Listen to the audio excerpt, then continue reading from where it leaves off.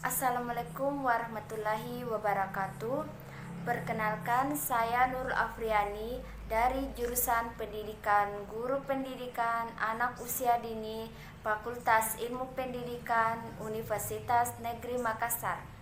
Hari ini saya akan berbagi sedikit pengalaman tentang kuliah daring.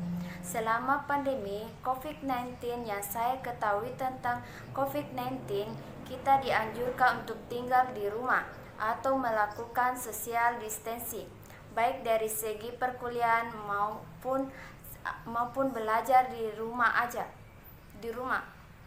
Dilihat dari dampak positif yang saya ketahui, yaitu dampak positifnya: 1. Dosen dan mahasiswa menjadi lebih mahir dalam menggunakan aplikasi online. 2. Dosen dan mahasiswa tidak bosan ketika kegiatan belajar mengajar berjalan. Ketiga, kegiatan belajar mengajar terkesan lebih seru dan santai karena bisa dilaksanakan di dalam rumah dan manapun kita berada. Sedangkan dampak negatifnya: 1.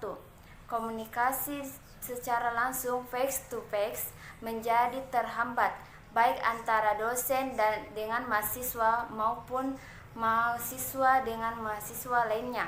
Kedua, membutuhkan jaringan atau koneksi internet yang cukup kuat. Perlu kita ketahui, tidak semua daerah Indonesia memiliki jaringan internet yang kuat. Misalnya, di daerah yang tergolong 3T, tertinggal, terdepan, dan tertular. Ketiga, terkadang laptop atau Android yang digunakan dosen maupun mahasiswa bisa error. Hal ini sudah biasa terjadi karena kondisi laptop dan Android sudah tidak layak digunakan. Itulah beberapa tanggapan positif dan negatif kuliah daring atau COVID-19 yang pernah saya rasakan selama ini. Semoga negara Indonesia kembali seperti keadaan semula dan jumlah penderita corona tidak bertambah lagi. Amin.